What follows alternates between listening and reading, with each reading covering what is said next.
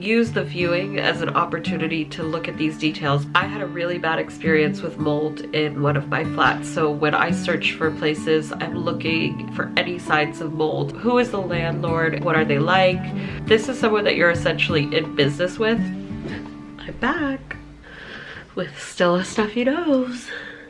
So I wanted to share with you all of the things that I look for when I'm renting a place in London. You can also check out the description for a spreadsheet that I've created with everything that I'm going to discuss.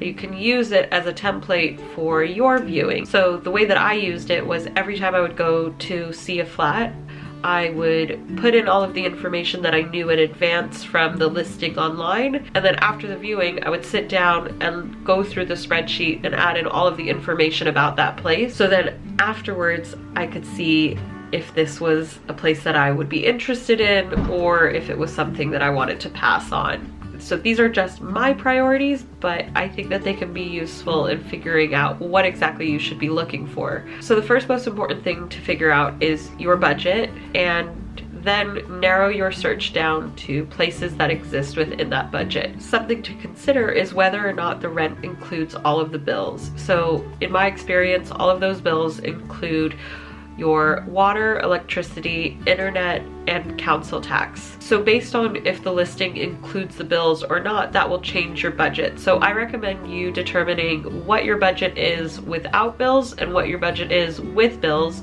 so that way you can run 2 searches on websites simultaneously, because some listings are actually going to be within your budget, but they just might not include the bills in the listed price, so you don't want to lose out on those. Another major consideration is going to be what zone in London the flat is in. So I personally like to look for places that are in zones 1 through 3 because I like to stay as central as possible, but that obviously will increase the price the closer to zone 1 the property is.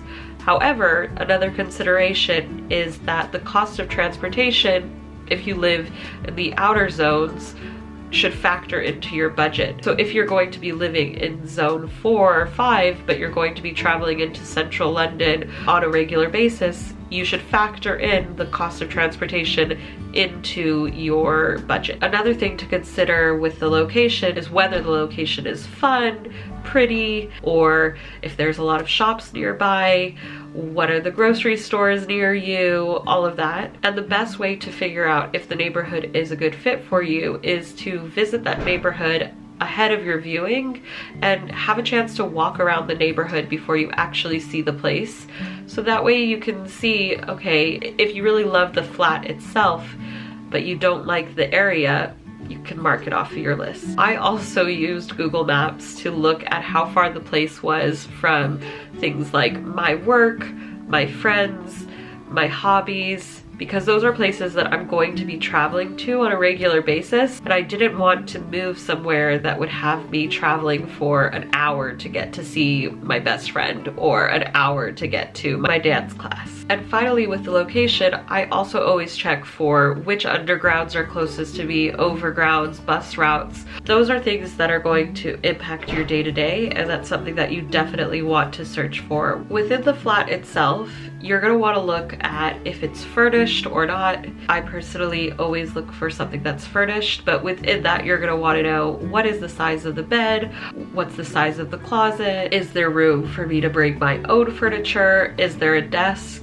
I work from home, so that's a really important element for me. The size of the room and whether or not it is readjustable. I'm someone who likes to rearrange my room. It just gives me kind of a new energy every time I do it. But I've lived in places in London where it's very much a fixed setup where you can't rearrange anything in it because everything fits perfectly in the size of the room. So when I'm searching for a place, I'm looking for something that is rearrangeable. Another important consideration is the lighting in the place that you're going to rent. So that comes into 2 areas. One is what the lights themselves look like, you know, fluorescent lights or what type of light bulbs exist. Second consideration with lighting is just natural lighting. So what does the view from the window look like? What type of lighting do you get from the window, especially in a place like London where it can be quite gray.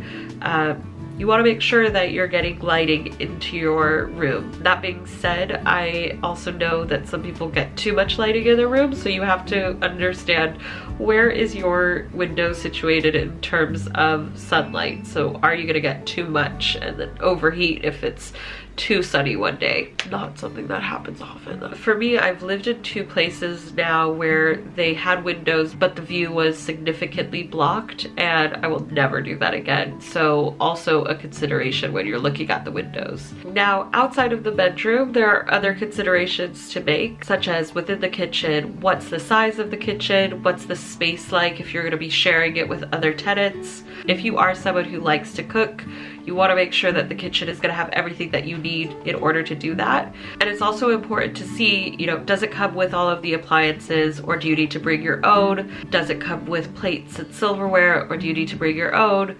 And I also looked to see how clean is the kitchen, especially if that is a shared space. You want to make sure that you're moving into a place where the tenants are also respecting the cleanliness, if that's an important factor for you. This is also an opportunity to check, you know, does the flat come with a washer and a dryer, or just a washer? If it doesn't have a dryer, is there space for you to dry the clothes in the room that you're going to be renting?